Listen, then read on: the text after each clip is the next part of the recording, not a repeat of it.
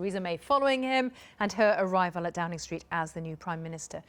Let's get an idea, though, of the reaction from European leaders regarding the UK's new leader. Our correspondent Andrew Plant joins us. Andrew, there was a reference made during Prime Minister's questions. I think Ken Clarke there saying, no two people have the same idea of Brexit. We don't know what lies ahead. I suppose it's just as puzzling over there in the rest of Europe.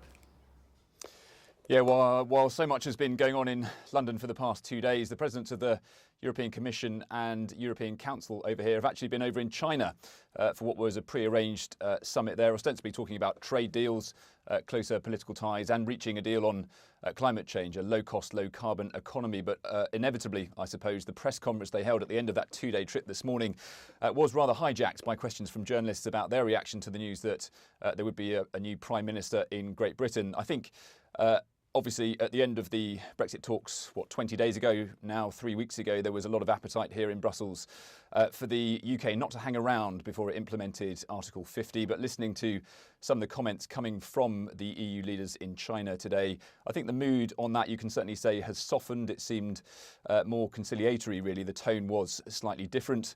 They said things like they wouldn't be looking for any type of revenge. They wouldn't be looking to punish Great Britain in those negotiations once they finally started.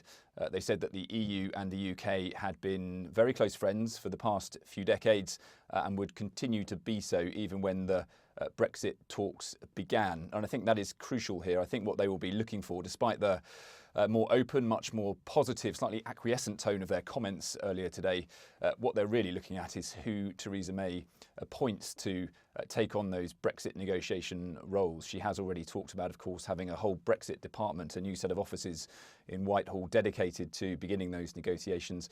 There is also a few names knocking around for who she might appoint as a minister. We've heard the names Priti Patel, Dr. Liam Fox, just a couple of them in the press this morning. So they will be looking very closely to see who she appoints to that role and who they will have to negotiate with in the future. Andrew, thank you. And we're going to keep bringing you reaction. Geeta